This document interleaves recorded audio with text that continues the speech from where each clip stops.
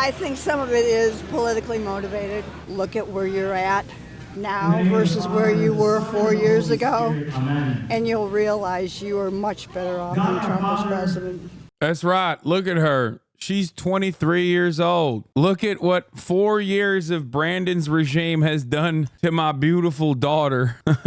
Oh my God. Trump has a GoFundMe, by the way, that Grant Cardone's wife put together, which I suspect is another scam. God, I love I hate Donald Trump as president, but I love his fucking followers so much. I love Trump supporters. They are so insane. It is just a perfect demonstration of just a collective psychosis.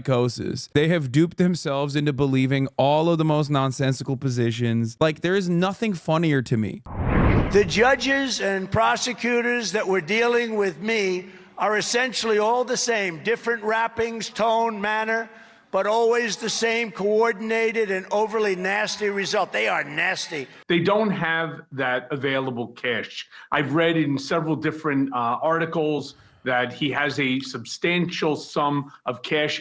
It's not true. I would highly doubt it. He's probably looking at RNC money. He's probably looking at super PAC money, again, as part of money that he would use. Friend of the show, Michael Cohen. But no matter what happens, he does not have enough, and there will have to be a liquidation of his assets in order to cover this amount. Because you're right, it's not 354. It's into the 550 million, especially with the E. Jean Carroll $88.6 million.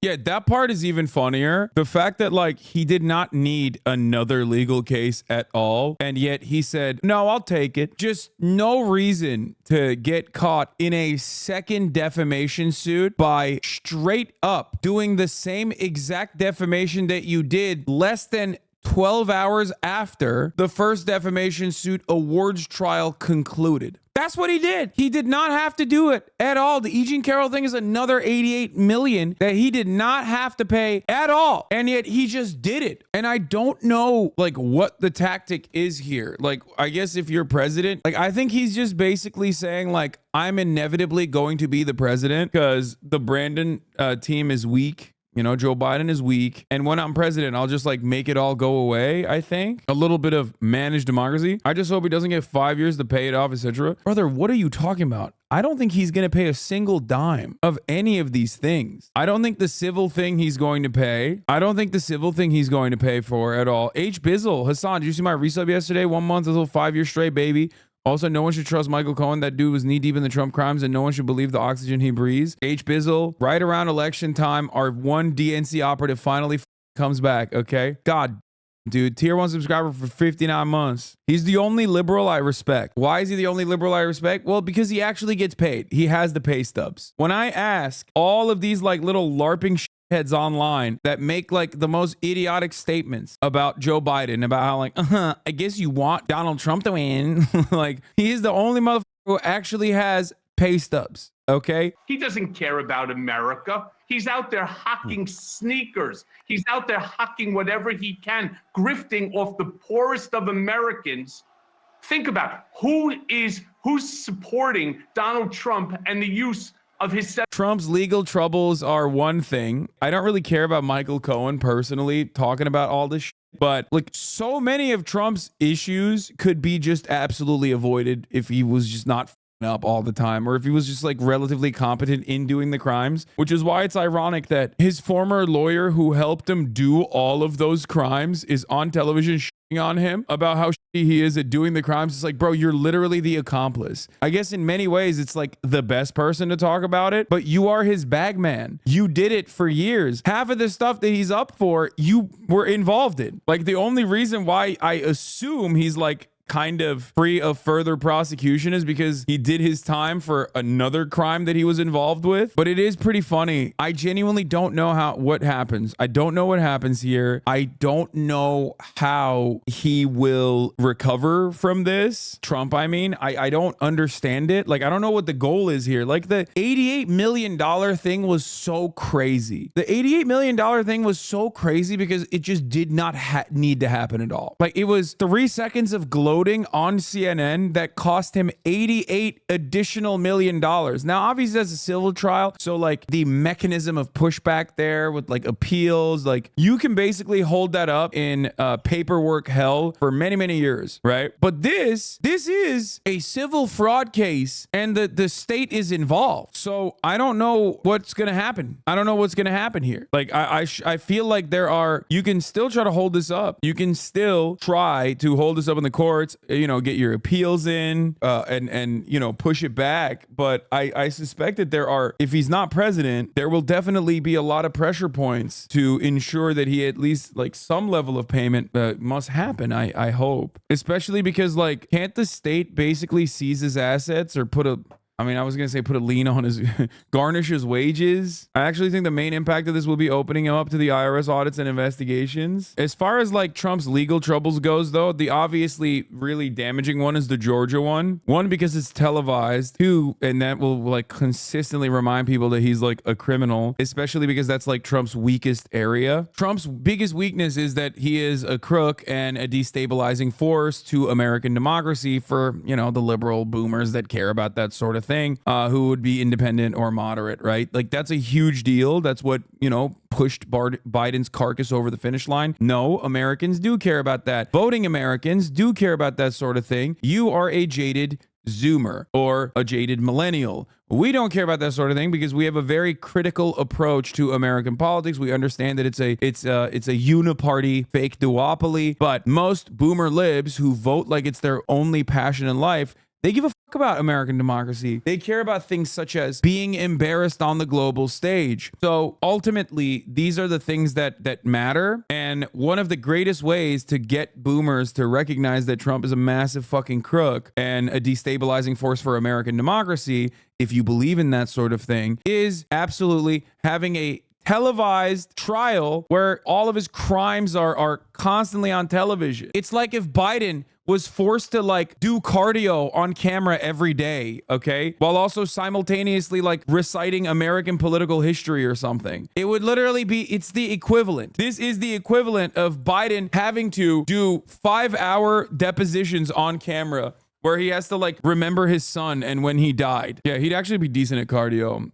low key. Biden is in remarkably good shape for how fucking old he is. It's the brain stuff that kind of cooks him. Elena Cardone. For those of you who do not know who Elena Cardone is, she made a GoFundMe titled Stand with Trump, Fund the $355 million Unjust Judgment. Elena Cardone is wife of Grant Cardone. Now that may be a recognizable name for you, the Cardone last name, perhaps, because obviously you probably looked at this and you went, wow, this is so stupid. How can people be so dumb? I'm gonna be a millionaire before I'm 20, and this is Oh, yeah, this is Grant Cardone's daughter. how. I work for my dad's company. I have a contract with them and I get paid every month. That money then goes into real estate where I get some passive income I get to go spend. I never get to touch that principal income. So every year that principal doubles, triples, it stacks on top of each other. And over time, that principal in real estate will make me a millionaire. By the time I'm like 20 years old, I have like 600, 800,000 in real estate from that agreement we have.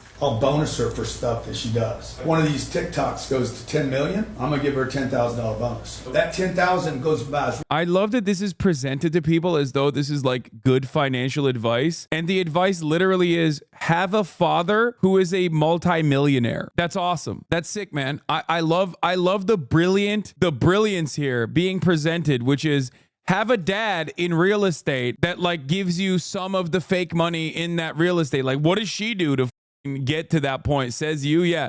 Famously, I also had a similar scheme with my multi-millionaire family, owner of multiple properties, okay? So much. The mother of that weird spawn of Satan 14-year-old who's like, oh, if you want to be a millionaire, just have a super rich dad. Well, the mother of that girl has made a GoFundMe 3 days ago, and the GoFundMe is for Donald Trump. Stand with Trump, fund the $355 million unjust punishment. It, of course, reminds me of the Fund the Border Wall scheme that happened on GoFundMe. This was yet another instance that actually dropped Steve Bannon. Steve Bannon, a $25 million border wall campaign and a GoFundMe gone bad. We build the wall raised millions. Now the DOJ says its operators, including former Trump aides, skimmed hundreds of thousands off the top. I love that at this point, because we are firmly within the depths of late stage capitalism, we see other people running these schemes. Okay. Brian Colfage was a U.S. veteran, paraplegic, a U.S. veteran who launched the crowdfund, We the People Will Fund the Wall, which, by the way, yes, double amputee veteran Brian Colfage is now in prison, for the record, but inside of stadiums now. Oh, this is his wife, by the way, the lady who put this thing together. Going to school, calling on a client you don't want to talk to. Look, you gotta do the things you don't want to do. You gotta do the dirty. Including sex. Anyway, yeah, no, she's definitely hot, but it doesn't matter. Anyway, stay the course. The recent legal battles he faces are not just an attack on him, says Alina Cardone, but an attack on the very ideals of fairness and due process that every American deserves. It's a moment that calls into question the balance of justice and the application of law. Hold on, I need soundtracks for this. In standing with Trump, we're upholding the cause of every business owner and entrepreneur who believes in the fight against the system that increasingly seeks to penalize dissent and curb our freedoms.